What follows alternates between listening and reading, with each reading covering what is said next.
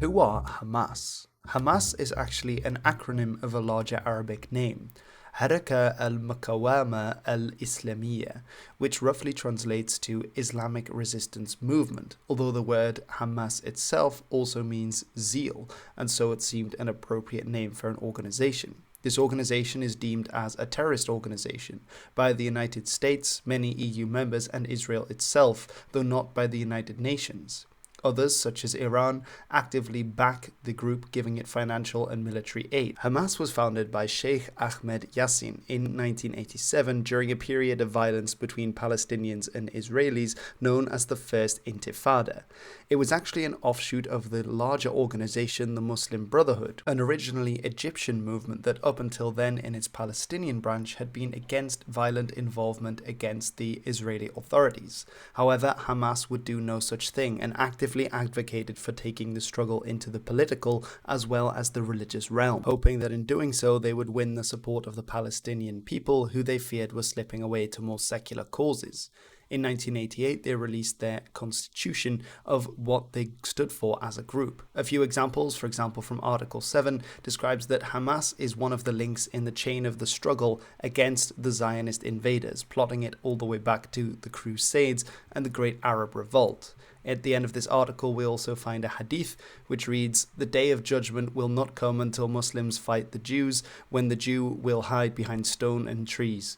The stones and trees will say, 'O Muslim, O servant of God, there is a Jew behind me, come and kill him.' Only the kharkad tree would not do that, because it is one of the trees of the Jews." And so we see some of the motivation behind this movement. Article 13 also wrote that there should be no negotiated settlement possible, and instead that the land between the two rivers, the Jordan and the sea, should be taken back through jihad.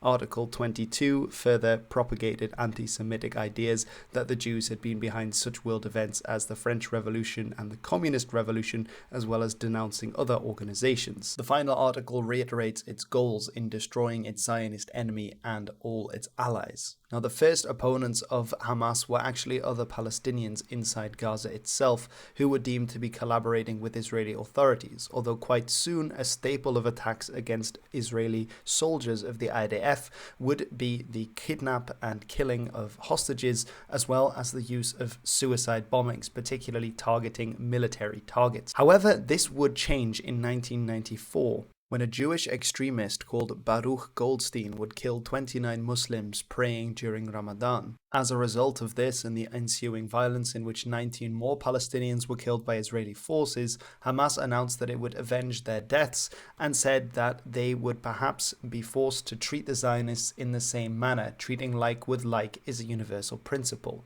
When Israel conceded no demands, Hamas changed up its tactics and decided for the first time to actively target civilians, particularly using suicide bombings, but also with abductions and other types of killing as well.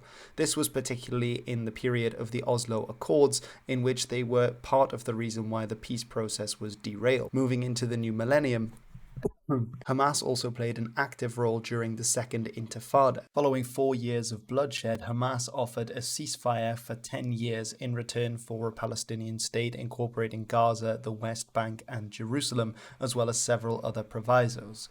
However, the Israeli Air Force responded by assassinating the leader of Hamas, who of course himself had sent out many hundreds of suicide bombings in the previous years, and so nothing came of these negotiations.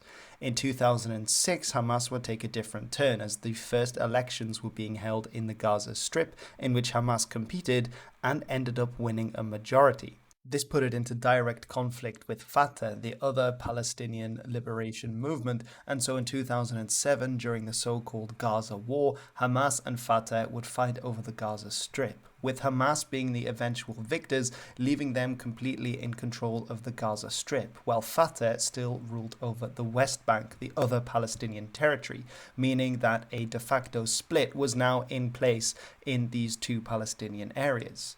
This was followed by Israel imposing a blockade on Gaza, making it very difficult for goods, services, and people to go in and out of the Gaza Strip, a situation which continues to this day.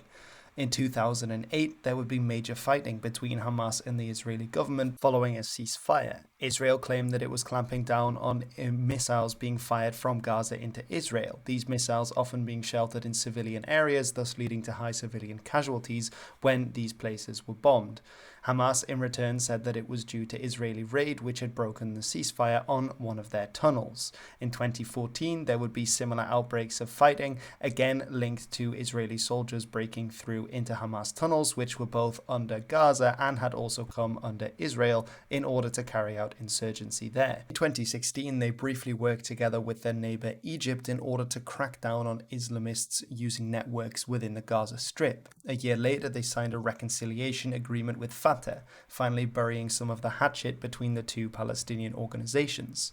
It would be in 2021 that another serious spate of violence would be involved between Hamas and Israel, partially down to the fact that of the treatment of Muslim worshippers at the Al-Aqsa Mosque and changes that went on there. It's in light of this that we should see the current horrific violence that is engulfing Israel and Palestine in 2023, which has been named by Hamas as Al-Aqsa Flood, in which around 1,000 fighters managed to get through the border fences of Gaza into southern Israel and then went on a horrific rampage, killing many innocent civilians and taking others hostage and committing other crimes along the way.